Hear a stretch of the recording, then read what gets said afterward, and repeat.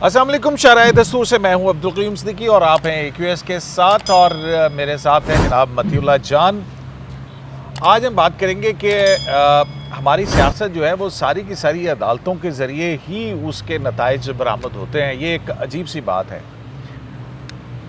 सियासत का अदालत में पहुंचना या अदालत का सियासी मामलात के अंदर जो है वो मुदाखलत करना या उसको रेगुलेट करने की अदालती फ़ैसलों के ज़रिए से कोशिश करना, ये दो मुख्तलिफ़ चीज़ें हैं। एक चीज़ तो ये है कि ज़ाहिर है जो कॉन्स्टिट्यूशनल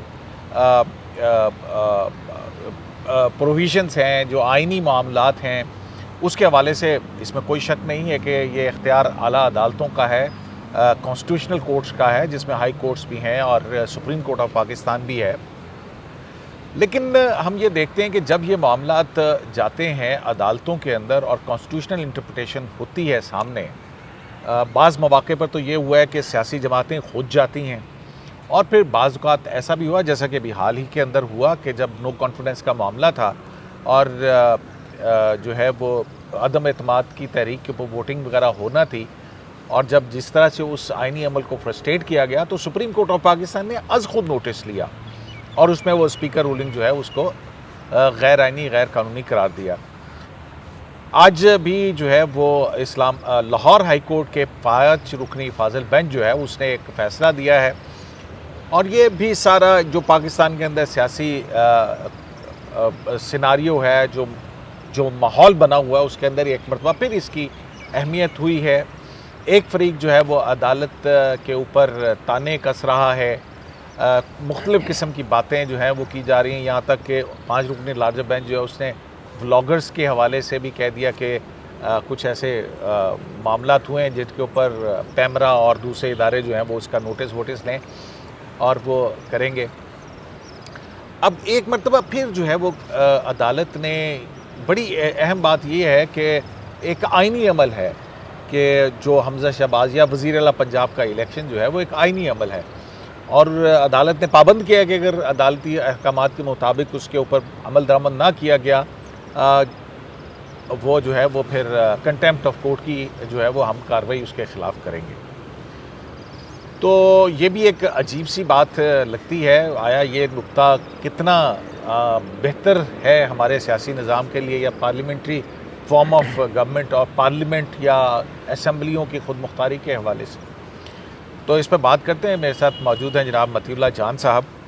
मतीउल्लाह जान साहब, इसके अलावा एक और बात भी है, अभी जुडिशल कमीशन के कुछ इजलास भी हुए हैं तो उसके ऊपर भी हम जो है वो थोड़ी सी गुफ्तगू फरमाएंगे। मतलब आज का जो ये फ़ैसला है लाहौर हाई कोर्ट का कितना अहम है और इसके ठीक है अपने पॉलिटिकल रिपरकशंस तो जो होंगे सो होंगे, जिसकी अक्सरियत होगी वो एक वज़ीर आला मुंतखब हो जाएगा।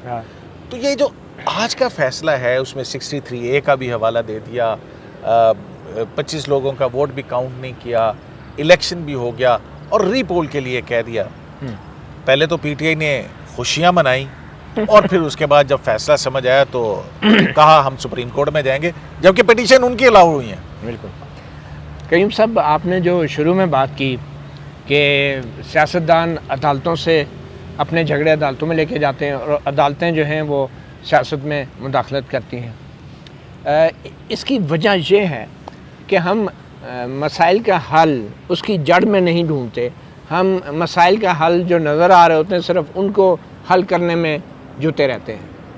अब ये जितना भी आइनी बहरान चाहे पंजाब में आया चाहे वफाक वैसे में आइनी बहरान है, मुझे वैसे इख्तलाफ है इस पे कि कोई आइनी बहरान है। देखें बहरान तो है, बहरान सियासी कह सकते हैं, सियासी भी है और आइनी भी है। आइनी इसलिए है कि आइन के ऊपर उस तरीके से ना तो सियासतदान अमल कर रहे हैं और ना अदालतें अमल कर रही हैं तो ये आइनी बहरान है।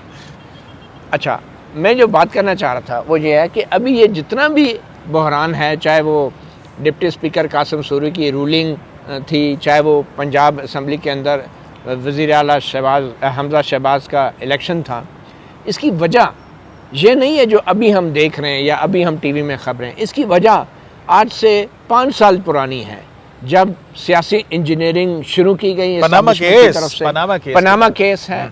उसमें जिस तरीके से हमारी सुप्रीम कोर्ट इस्तेमाल हुई, जिस तरीके से हमारी अदालतें इस्तेमाल हुई, जिस तरीके से नैब इस्तेमाल हुआ, और आज ये वो जड़ है जिसको हम नहीं पकड़ते और जिसकी वजह से फिर जब भी बहरान आता है तो हम ये भूल जाते हैं कि इस बहरान का असल ज़िम्मेदार कौन है और हम उसकी निशानदेही भी नहीं करते। और हमारी अदालतें भी सिर्फ वो सामने जो ज़ख्म नज़र आ रहा होता है उसकी मरहम पट्टी करती रहती हैं, लेकिन बीमारी की तशख़ीस नहीं करती। हम मुसलसल अदालतों को कैसे ज़िम्मेदार ठहरा सकते हैं? जब देखें पनामा केस भी जो है, आप ये देखेंगे पहले पीटीआई ने दरख्वास्त दाखिल की ना, इमरान खान साहब ही आए थे यहाँ पे, एक सियासतदान ही जो है वो यहाँ पे आया था। बिल्कुल महमू कमीशन को देख लें हम, तो सियासतदान ही सुप्रीम कोर्ट के अंदर आए थे, मियाँ नवाज शरीफ साहब पटिशन लेके आए थे, काला कोट पहन के आए थे। तो ये बहरान दर बहरान जो है ये खुद क्यों सियासी क़यादत नहीं हल कर सकती है? माना कि अदालतों को जो है पनामा केस के अंदर वो रिस्ट्रेंट करना चाहिए था, क्योंकि उसके बाद से जो पैदा होने वाला कॉन्स्टिट्यूशनल क्राइसिस है या पॉलिटिकल क्राइसिस है, उसकी कीमत जो है वो पाकिस्तान को और पाकिस्तान के अवाम को देना पड़ रही है कि आज गर्मी की लोड शेडिंग, गर्मी के बायस लोड शेडिंग है, पेट्रोलियम प्राइसेस हैं, मतलब कि हर तरह का एक अजीब सी सूरत हाल के अंदर है। देखें, कईयों बात यह कि सियासतदानों का इख्तलाफ करना तो ये उनकी सियासत का एक हिस्सा है और ये अवाम के अंदर भी इख्तलाफ राय उसको प्रमोट किया जाता है। सिर्फ बात यह है कि एक दूसरे को बर्दाश्त करना, एक दूसरे की राय का एहतराम करना, ये हमारे सियासी कल्चर का शायद अभी वो हिस्सा नहीं रहा जो होना चाहिए। तो सियासतदानों का तो एक दूसरे से इख्तलाफ करना बनता है, मगर जब अपने इख्तलाफात वो अदालत में लेके जाते हैं तो अदालत के जो मुअज़्ज़ज़ जजेस हैं वो सियासतदानों की तरह इनसिक्योर नहीं होते। उनको आइन ने तहफ़्फ़ुज़ दिया होता है, उनकी तनख्वाहें, उनकी मुराद, और वो सारी उम्र मतलब कि 60-62 साल तक वो जज रहते हैं। यहाँ पे आप देखते हैं कि 5-5, 10-10, 15-15 साल लोग जज रह के रिटायर होते हैं और फिर बड़ी मुराद के साथ जाते हैं। तो उनको कंपेयर करना कि इसमें जजों का क्या कसूर है, जजों का कसूर इसलिए है कि जजेस जो होते हैं वो आखिरी हद होते हैं इंसाफ की, और अगर उस आखिरी हद पे भी उन इंसाफ शहरियों को या सियासतदानों को या आवाम को नहीं मिलता तो फिर बगावत होती है, फिर लोग अपने मुल्क से और अपने इदारों पे एतबार खो देते हैं।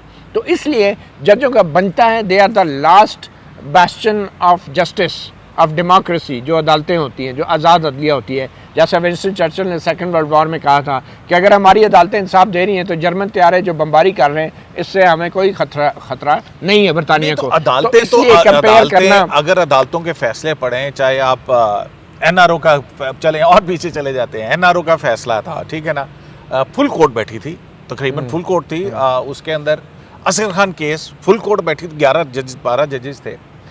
तो उसमें फिर एक प्राइम मिनिस्टर ने हुक्म नहीं माना, यूसुफ रज़ा गिलानी घर गए, ठीक है। हम ये देख रहे हैं कि मुसलसल जो है वो सियासी तब्दीली, अब तो हम लोग बाज़ औक़ात टॉन्ट भी करते हैं कि यार ये जो 184(3) है ये 58(2)B का मुतबादल बन गया, ठीक है। कभी पहले तो सदर के पास अख्तियार था, वो फौजी जो कि जिनका पस मंज़र यूनिफॉर्म का था, वो उन्होंने आके अपने लिए सदर के उहदे को मजबूत किया, पार्लियामेंट ने ख़त्म किया, लेकिन उसके बाद ये एक नई तरह जो है वो हमें समझ आ जाती है।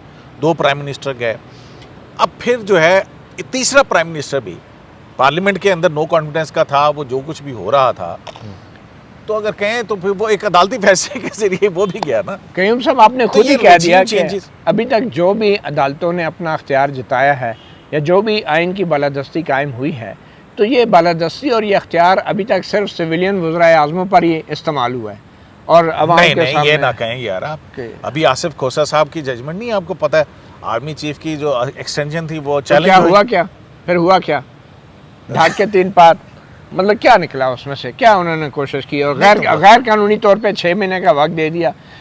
कई सब मैं ये कहना चाह रहा हूँ कि जब तक इस मुल्क में किसी एक फ़ौजी आमर को इबरत का निशान नहीं बनाया जाएगा ना, ये बहरान, ये पंजाब असम्बली, ये कौमी असम्बली, ये चलते रहेंगे।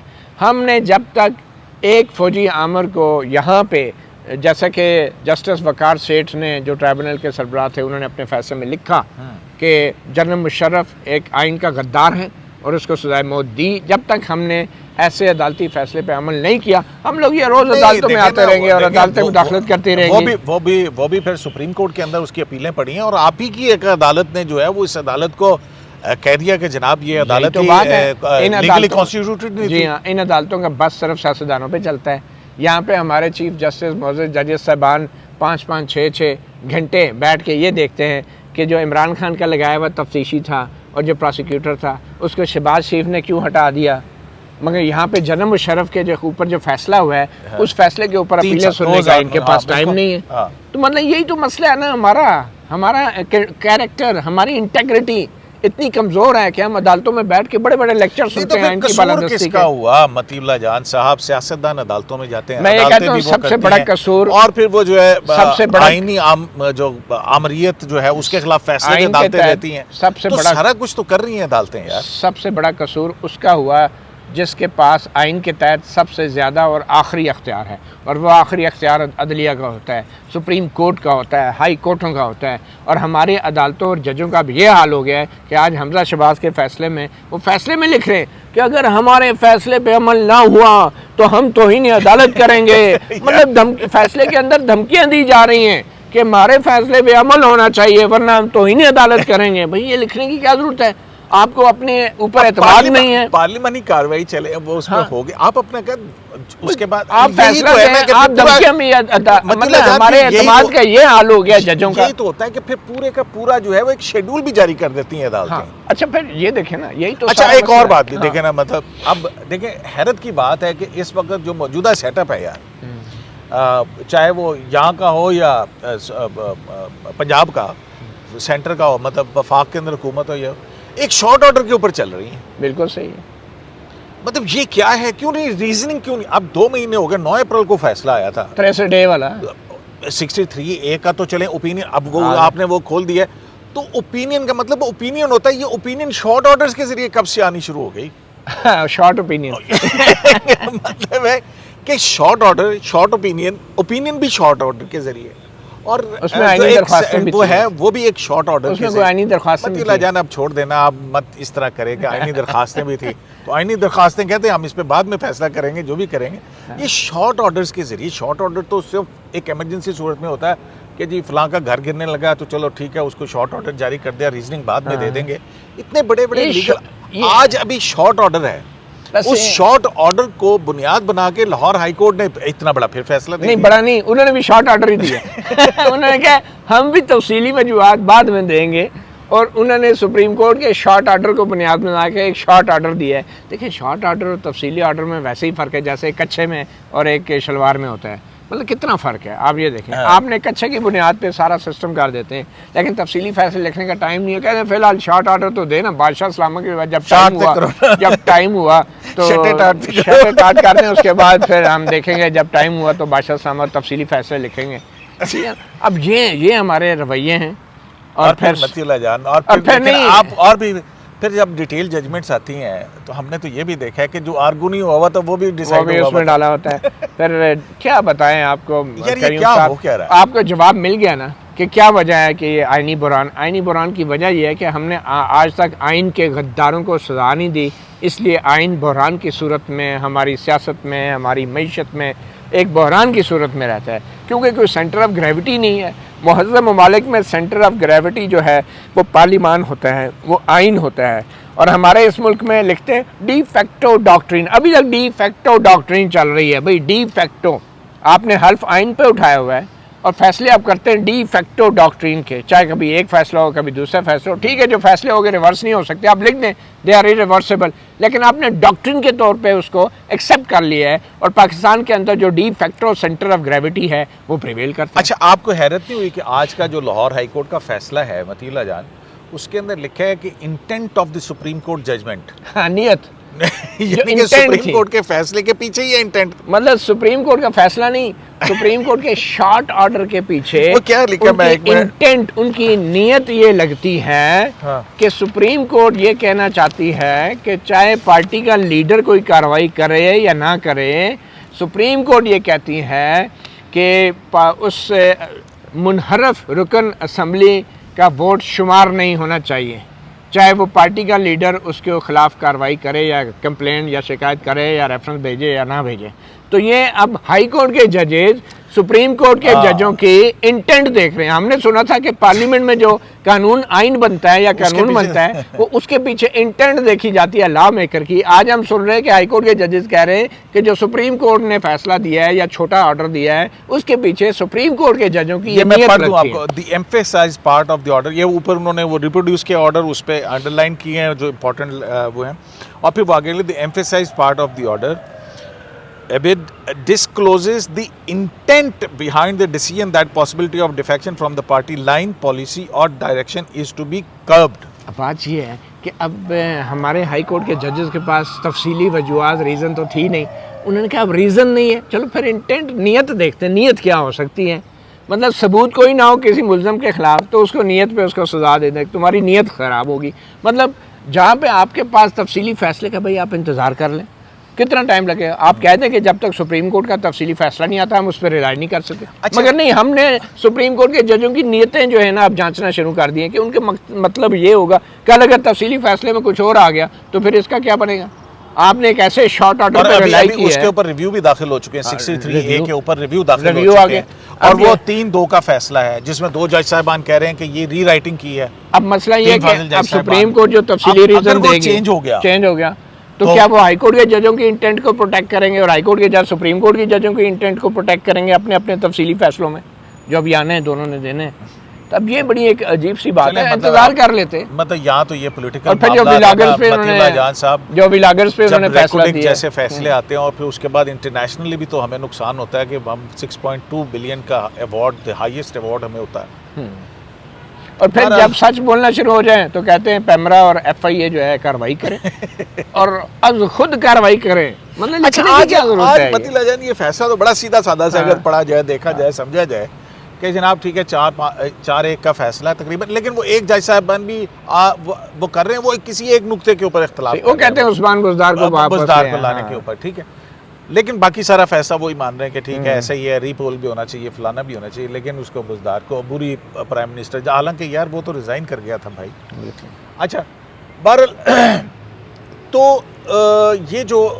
ये भी तो पॉसिबिलिटी है कि ये जो हो रही थी, चीख चंगाड़ हो रही थी, वो इस फैसले के बाद ठीक है रीपोल हो और फिर एक लीगली और कॉन्स्टिट्यूशनली अपील दायर कर रहे हैं। आप देखें ना, ये तहरीक इंसाफ वाले बाजार तो पहले खुश क्यों हुए थे? पहले खुश ये हुआ कि हाँ जीत गए। बाबर रहमान साहब ने ट्वीट डाल दी। बाबर रहमान साहब ने जिस 1979 में मिठाइयाँ बांटती, उन्होंने फिर मिठाइयाँ बांटना शुरू कर दी। तो फिर अचानक उन्हें ख्याल आया तो गलत हो गया। नहीं, मिठाइयाँ तो और एक कानून दान की ट्वीट, मिठाइयाँ तो नून लीगियों ने भी पहले वो पनामा वाले के तो साहब वाले केस में भी यही शुरू में हुआ था। बहरहाल जी, हमारे कानून दान जो हैं उनको ये समझ नहीं आती कि वो अगर केस जीत चुके हैं, उनकी दरख्वास्तें मंजूर हो चुकी हैं, तो वो बाद में भी सोचते रहते हैं कि ये फैसला मेरे हक़ में है या ख़िलाफ़ है, और फिर कहते हैं हमारे दरख्वास्तें मंजूर हो गई हैं मगर हम अपील में, आज इमरान खान ने कहा तकरीर में कि हम अपील करेंगे। हैरत की बात है भाई, आप मुकदमा जीत चुके हैं, आप चाहते ही यही थे, आप और चाहते क्या थे? PTI बतौर पार्टी तो गई नहीं, वो तो एक बंदा गया हुआ है, मुख्तलिफ लोग भी हैं। बहरहाल अब खान साहब को ये भी समझाना पड़ेगा ना, वो बाबर रहमान साहब से पूछेंगे आप क्या करना है। अच्छा, उनके जो कानूनी पीर हैं वो बाबर रहमान साहब। अच्छा, तो ये तो ठीक है, ये तो उनको भी समझ नहीं आया होगा ये क्या हुआ, रिपोर्टिंग में क्या हुआ था। मतलब मैं देख रहा था एक चैनल के ऊपर, नाम नहीं लेते ठीक है, एक चैनल के ऊपर जो है वो बहाल हो गए। उसके बाद एक मारूफ कानूनदान जो है उनका तबसरा लिया गया उसके ऊपर, और फिर उस तबसरे के बाद एंकर ने कहा कि ये थे मारूफ कानूनदान अपना तज्जिया दे रहे थे, आपको बताते चलें अभी तक हमारे पास मुकम्मल इत्तलात नहीं है, अभी तक वाज़ह नहीं है कि हुक्म क्या आया है। तो ये क्या है, ये क्यों है, मतलब कि मीडिया के अंदर ये इतना हैज़ार्ड असल में मुकाबला होता है, टिक्कर की दौड़ होती है। हाँ। आप भी टिक्कर देने में माहिर हैं, तो जब कभी कभी फैसले जल्दबाजी में रिपोर्ट होते हैं तो गलत भी हो जाते हैं। वो जो उस्मान बुज़दार वाला चल रहे थे ना, खबर फटे चल रहे थे कि वो असल में एक्चुअली वो जो आखिरी इख्तिलाफी नोट था उसका एक सफ़ा कहीं उन्होंने आखिर से पढ़ना शुरू किया। कोर्ट रिपोर्टर्स का होता ही है एक्चुअली जो है ना, वो पढ़ा जाता है, उन्होंने आखिर से पढ़ना शुरू किया और नीचे वाला वो इख्तिलाफी नोट था, उन्होंने समझा ये फैसला है। नहीं, लेकिन इसमें एक चीज़ हमें जो है बीइंग ए कोर्ट रिपोर्टर, जो हमने अपनी गलतियों से बहुत कुछ सीखा है बिल्कुल होता यही है कि जो है वो क्योंकि कंक्लूजन आखिर में होता है तो हम नीचे से पढ़ना शुरू करते हैं ना उसको कि तो वो यहाँ क्या इख्तिलाफी कहा है। नोट होता है। लेकिन उसके साथ कम से कम जब आप नीचे से पढ़ना शुरू करें तो देख लिया करें कि उसमें नीचे दस्तखत कितने लोगों के हैं। हाँ, तो ये एक बड़ी इंपॉर्टेंट है, ये एक टिप है कोर्ट रिपोर्टिंग बिल्कुल का। सही तो है। उससे आपको जो है ना वो चीज़ें समझ आ जाएंगी। हालांकि अमूमन होना तो चाहिए था कि शुरू में लिखते कि जी ये डाइसेंट किया है उन्होंने या नहीं किया, और फिर उसके बाद होता। लेकिन बहरहाल एनीवेज तो उस पर भी काफ़ी कुछ हुआ, बहुत सारे लोगों ने तबसरे किए, फिर एक मुझे फ़ोन कॉल भी आई, एक ट्वीट हो गई थी। तो ये खबर गुलशन साहब को आप क्यों तंग करते हैं, पहले ये बताएं। वो हमारे प्यारे दोस्त हैं नहीं, ना। उन्होंने गलती क्या हुई उनसे? वही जो गलत रिपोर्टिंग की बुनियाद पर उनका तबसरा हो गया था। अच्छा। तो बाद में उन्होंने कहा नहीं ऐसा नहीं है। ऐसा नहीं। अच्छा, तो ये मतीला जान एक और भी चीज़ है जो ये सारे जुडिशल सिस्टम से जुड़ी हुई है, और वो है जुडिशल अपॉइंटमेंट्स का मामला। ये जुडिशल अपॉइंटमेंट्स का मामला जो है, अभी ये देखें आप कि 20 जजों का जो है वो 13 मुस्तकिल होने थे लाहौर हाई कोर्ट के, और 7 नए अपॉइंट होने थे। मेरे एक जरिए ने मुझे भी बताया, उन्होंने कहा कि देखें इसके ऊपर एतराज़ काजी फ़ाइज़ साहब कर चुके थे कि जी आप इतनी हरियरली क्यों बुलाई है ये मीटिंग, और ये इस तरह से बुलाना गैर कानूनी है ये इजलास, क्योंकि लोगों को पता ही नहीं है कि वो किन लोगों को बनाने के बारे में सोचें, क्योंकि पढ़ा ही नहीं उनके बारे में किसी ने कुछ। तो जुडिशल कमीशन के अंदर हुआ पता क्या आपको, मुराद अली शाह इन्होंने कहा कि जी वो अचानक से इजलास रख दिया गया, टाइम तो नहीं मिला मगर तो मैं जो है वो बजट अपोजिशन का वो अगर बाइकआउट ना करती तो मैं बजट सेशन में मसरूफ़ होता। वो क्योंकि बीइंग लॉ मिनिस्टर भी हैं तो इसलिए वो खुद आए थे। तो उन्होंने कहा कि जी मैंने फ़्लाइट के अंदर बैठ के जो पढ़ी हैं ना, जो कवायद पढ़े हैं, उसमें 2 लोगों के मैं पढ़ सका हूँ, और उनमें एक साहब वो हैं जिनके थ्रू आउट 3rd डिवीज़न है और उनको हाईकोर्ट का जज जो है नॉमिनेट किया गया, और एक ऐसे हैं जिनकी 16 ट्रांसफ़र पोस्टिंग्स हुई हुई हैं। उन्होंने कहा कि जी अगर हम 3rd ग्रेड या 3rd डिग्री 3rd ग्रेड के 3rd डिवीज़न के बंदे को 16 स्केल के अंदर भर्ती भी कर दें तो आप जो है वो हमारा तिया पांचा कर नोटिस दे के और हमारा तिया पांचा कर देते हैं। और एक तरफ जो है वो आपके 16 ट्रांसफ़र पोस्टिंग्स हुई हुई है एक बंदे की, हालांकि वो 3 साल के लिए एक सेशन जज या सिविल जज होता है मतीउल्लाह जान साहब। सही बात। और उन्होंने कहा कि जी ये 16 ट्रांसफ़र पोस्टिंग है, क्यों, किस बुनियाद पर हुई है, किस बंदे की। तो ये सबसे बड़ा आप ये देखें कि एक मेंबर ने तो कहा कि जी हमने तो बहुत ही एम्बैरेसमेंट हुई जब ये आई बात हमारे ऊपर कि जी आप जजेस की अपॉइंटमेंट के हवाले से इतनी हैज़र्डली ये कर रहे हैं चीज़ें। और होनी भी चाहिए। अब देखें ना, कई सियासतदानों के जो झगड़े हैं वो अपने झगड़ों के हल के लिए अदालतों में आ जाते हैं, लेकिन अब जो जजों के बीच ये झगड़े चल रहे हैं और ये अब पब्लिक हो रहे हैं, मंजरेआम पे आ गए, ये इन झगड़ों का हल कौन निकालेगा? इसका बड़ा सादा सा हल है जो काजी फ़ाइज़ साहब कहते हैं कि जनाब ओपन कर दें, ओपन कर दें। बिल्कुल। इसमें कौन सी ऐसी बात है? लोगों को बताएं उनके जज कौन है, क्या बैकग्राउंड है, कोई बहुत ही कोई सेंसिटिव इन्फॉर्मेशन है उसके लिए आप मीडिया को कह दें या दूसरे लोगों को, या ये इन कैमरा कर लेते हैं वो मामला। लेकिन बाकी ओपन सुपर बहस के अंदर हो क्या हो रहा है क्या नहीं हो रहा। अब आप ये देखें कि ये जो लड़ाइयाँ हो रही हैं ना, मैं समझता हूँ ये पावर स्ट्रगल है। इस्टेब्लिशमेंट और एंटी इस्टेब्लिशमेंट जो ग्रुप्स अब अदलिया में भी आ चुके हैं, उनके दरमियान हर कोई चाह रहा है कि उनके जजेस जो हैं वो हावी हों अदालतों में, और ख़ास तौर पे सुप्रीम कोर्ट के लिए ये बहुत बड़ी पावर स्ट्रगल है।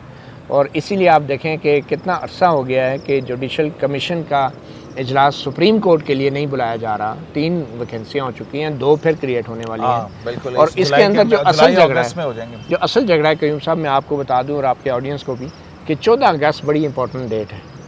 14 अगस्त को तक, 14 फतेह अली खान का गाना भी रिलीज हो रहा है। 14 अगस्त तक जो है 2 मजीद जजेस रिटायर हो रहे हैं, और उसके नतीजे में क्या होगा, 14 अगस्त तक काजी फ़ाइज़ साहब भी वापस आ जाएंगे और जैसे मंसूर अली शाह भी जुडिशल कमीशन का मेंबर बन जाएंगे। और यही वो 14 अगस्त की डेडलाइन है जिसको जस्टिस उमरता बंदयाल अवॉइड कर रहे हैं, चाह रहे हैं कि इससे पहले जब जस्टिस सजाद अली शाह मेंबर बनेंगे ना, अभी ये जस्टिस मज़हर आलम मियाँ खेल की रिटायरमेंट के बाद, कम से कम 2-3 तो एक तो मज़हर आलम मियाँ खेल की रिटायरमेंट के बाद सजाद अली शाह कमीशन में आ जाएंगे, दूसरा काजी फ़ाइज़ साहब बाहर के मुल्क के दौरे में किसी ऐसे दिन रख दिया जहाँ पे वो फ़ाइज़ साहब को पता ही ना चला, इंटरनेट ही ना हुआ कहीं, तो फिर उनको एडवांटेज हो जाएगा, वो उनकी गैर हाज़िरी में अपने फ़ैसले हो जाएंगे सिंध के या लाहौर हाई कोर्ट के।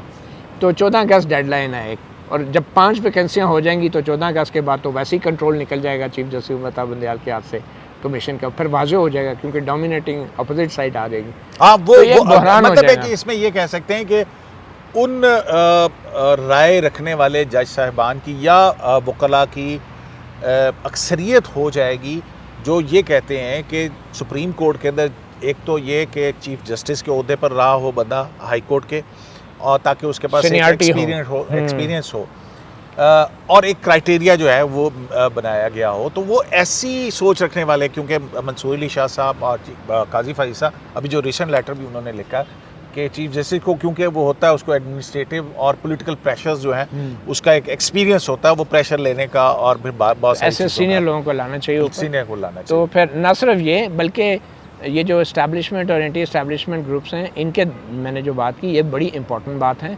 अब बहुत से ऐसे जजेस हैं बड़े स्ट्रेट फॉरवर्ड हैं और बड़े धड़ल्ले से वो फैसले लिखते हैं डेमोक्रेसी के हवाले से, इंडिपेंडेंस ऑफ जुडिशरी के हवाले से। तो उन जजेस को सुप्रीम कोर्ट में आने से रोका जा रहा है बज़ाहिर, और जानबूझ के सीनियरिटी के असूल को इसीलिए पामाल किया जा रहा है कि कुछ ऐसे जजेस हैं जैसे जैसे वकार सेठ के साथ क्या किया हम अच्छा, लोगों ने। मतलब वो तो पिटीशन करते रहे कि जनाब मैं सीनियर आदमी, मुझे यहाँ पे किया जाए, और फिर वो दो और अपॉइंटमेंट्स, आप चीफ जस्टिस अतमन मतलब अल्लाह वो दो कंट्रोवर्शियल अपॉइंटमेंट्स कौन से जिनके खिलाफ वो आए थे। बिल्कुल। तो ये अब चीफ जस्टिस अतमन अल्लाह की बारी है, सीनियर हैं, लेकिन इनको नहीं आने दिया जा रहा। इजलास ही जब नहीं बुलाएंगे चीफ जस्टिस उमता बंदयाल, तो जुडिशल कमीशन की अक्सरियत क्या करेगी? अब यही वो मसला है जो अब पंजाब असम्बली का मसला है या कौमी असम्बली का मसला था कि कंट्रोल स्पीकर के पास था और इजलास बुलाना और रेगुलेट करना स्पीकर का था। यही मसला इस वक्त जुडिशल कमीशन का बना हुआ है, कंट्रोल चीफ जस्टिस उमता बंदयाल के पास है और अक्सरियत किसी और के पास है। आपको पता क्या हुआ? एक और बड़ी इसी मीटिंग के अंदर एक मेरे जरिए ने मुझे बताया, कोट एंड कोट, उन्होंने कहा कि जी एक मौके के ऊपर बहुत ज़्यादा हीटेड डिबेट हो गई ना, तो चीफ जस्टिस ने पहले तो ये कहा कि अब मैं देखें मैं यहाँ पे आया, मैं कोरोना पॉजिटिव, और इसी वजह से जो है वो वीडियो लिंक पे गया क्योंकि उस दिन बेंच था। लेकिन वो वीडियो भी तो किसी बेचारे मुलाजिम ने लगाई होगी ना, तो उसको कोरोना तो नहीं हो गया यार मुझे नहीं पता, लेकिन ये सोर्सेज मेरे ये कहते हैं कि जो उन्होंने उस मीटिंग के अंदर कहा कि जी देखिए मैं कोरोना पॉजिटिव। और फिर ये हुआ कि एक मौके के पर उन्होंने जब इजलास मौखर करने के हवाले से अक्सरियत एक साइड पे हो गई ना, ज़्यादा हो गई, तो उन्होंने कहा नहीं ये जो चाहूँगा मैं चाहूँगा आई विल डिसाइड कि भाई इजलास चलेगा या नहीं चलेगा, और एडजर्न होगा कि नहीं होगा। तो मुखालफत से एक आवाज़ आई, उन्होंने कहा कि देखें जी अब पहली तो 2 मीटिंग्स आपने बड़ी अच्छी की थी, लेकिन लगता है अब आप साकिब निसार साहब के नक्शे कदम पर चल पड़े, तो ये डिक्टेटरशिप तो हमें कबूल नहीं है। आपने जिस स्टाइल से कहा मुझे शक हो रहा है कि उसने कहा होगा ये डिक्टेटरशिप तो ये डिक्टेटरशिप तो हमें कबूल नहीं है। और हाँ, आप आई के बजाय वी का लफ्ज इस्तेमाल, वी का लफ्ज नहीं, वी विल डिसाइड, और हर कमीशन के मेंबर का एक वोट होता है। हाँ, और चीफ जस्टिस का भी एक वोट है। वैसे ये स्पीकर पंजाब असम्बली चौधरी परवेज अलाई, इनका भी टेम्परामेंट कुछ ऐसा ही था। उनकी तो तस्वीरें आ गई थी ना, वो पट्टियां बांध के पायोटीन लगी हुई। अब अगर ये इजलास भी ओपन हो गया तो इधर अल्लाह ना करे जी यहाँ पे बददुआएं दे रहे होंगे। ये विलागर्स वाला मसला बड़ा सेंसिटिव है। हाँ, वैसे वाकई मतलब उसमें क्यों अदालत को पढ़ने की जरूरत? हाई कोर्ट, लेकिन हाई कोर्ट ने, मैं फिर भी मतीउल्लाह जान साहब उन्होंने कोई तनकीद की होगी, मैंने नहीं बेशक की हो, लेकिन हाई कोर्ट का ये काम नहीं है कि आप एक ब्लैंकेट ऑर्डर, जनरल ऑर्डर दे देंगे इन सबको पकड़ लो, सबके खिलाफ कार्रवाई करो। आपके सामने अगर कंटेम्प्ट ऑफ कोर्ट पटिशन आती है, या आप कंटेम्प्ट में प्रोसीड करें, इंडिविजुअल को नोटिस दें, उसको बताएं कि उसके फलां ब्लॉग में ये जुमला काबिल एतराज़ था, आप शोकाज जारी करें। लेकिन ये कोई तरीका नहीं है कि FI और पैमरा को ऐसे ऑर्डर कर रहे हैं जैसे वज़ीर आला बैठे हुए या प्राइम मिनिस्टर बैठे हुए। जजों का ये काम नहीं है to behave like executive. They are not suppose to issue executive orders without hearing the parties. आपने लोगों को सुना ही नहीं, लोगों का मौक़िफ़ लिया ही नहीं, अटॉर्नी जनरल को असिस्टेंस ली नहीं, और आपने जनरल ऑर्डर पास कर दिया कि सबनू फड़ लो और सबको जो है वो केस कर दो। अब नीचे अदालतों में केस जाएंगे तो सेशन जजों की क्या हिम्मत कि हाई कोर्ट के इस ऑर्डर के होते हुए किसी मुल्ज़िम को छोड़ दे, चाहे सबूत हो या ना हो। तो this is totally uncalled for, और मैं समझता हूँ इस ऑर्डर को रिट्रैक्ट करना चाहिए और वापस लेना चाहिए हाई कोर्ट को, क्योंकि इससे आर्टिकल 19 पे बराह रास्त जद पड़ती है। और ये ऑर्डर जो है मैं समझता हूँ कि गैर ज़रूरी ऑर्डर था, और ये इतना जनरलाइज्ड है और इतना डेंजरस है कि एक चिलिंग इफेक्ट क्रिएट करेगा सोसाइटी के अंदर, कि जिसमें जजेस जो हैं वो ये ऑर्डर कम और रिमार्क्स और ऑब्जर्वेशन तो चलो वो भी गलत होती है, नहीं देने चाहिए, इन्होंने रिटर्न ऑर्डर में लिख दिया है। हाँ, लेकिन वो उसमें और वो सरसरी सा करके लिख दिया है। अब व्लॉगर्स कौन से व्लॉगर्स कौन नहीं, बहरहाल जी तो यही बात है कि बड़ा ही ये जो बैलेंस है क्रिएट करना, वो जो ट्राइकॉटमी ऑफ पावर का प्रिंसिपल है, कॉन्स्टिट्यूशनल प्रिंसिपल है, अदलिया मुक़र्रना और इंतज़ामिया जो है वो अपने अपने डोमेन के अंदर रह के अगर काम करेंगे तो तभी जो है वो चलेगा। जाहिर है कि एग्जेक्टिव के गलत फ़ैसले जो हैं वो अदालतों में ही चैलेंज होंगे और अदालतें ही वो बहुत बड़ा क्रिएट करती हैं, एक तहफ़्फ़ुज़ फ़राहम करती हैं जिनके ख़िलाफ़ रियासती क़ुव्वत या इंतज़ामी ताकत जो है वो इस्तेमाल की जाए। तो अदालतें लेकिन जब ख़ुद अदालतें उन मामलात के अंदर जो कि बहुत पॉलिटिकल नौइयत के हों उनके अंदर आना जो है वो थोड़ा सा, इसमें चाहिए तो ये था अल्टीमेटली मामला तो सुप्रीम कोर्ट के पास ही आना था, बजाय इसके कि वो आज खुद नोटिस लेते। जो कुछ हो गया था असेंबली के अंदर, उसके बाद एक पिटीशन आती और उसके ऊपर अदालत फ़ैसला कर देती। जैसा कि माजी में असम्बलियाँ टूटती रही हैं और अदालतों ने फ़ैसले किए, असम्बलियाँ बहाल भी की हैं और कई असम्बलियों को जो है वो कहा कि दुरुस्त जो है वो उनकी तहलील हुई है। तो बहरहाल ये जो मामलात हैं इसको देख के एक बैलेंस के अंदर जो है वो हमें चलना है इस सोसाइटी को। अल्लाह करे कि इन अदालती फ़ैसलों से जो है मुल्क के अंदर इस्तेहकाम पैदा हो, बजाय इसके कि मज़ीद बिगाड़ का बाइस बने, क्योंकि जो माजी है वो कुछ और ही हमें जो है वो कहानियाँ और सबक जो है वो सुनाता है। शराए दस्तूर से अब्दुल क़य्यूम सिद्दीकी को AQS लाइव से इजाज़त दीजिए। अल्लाह।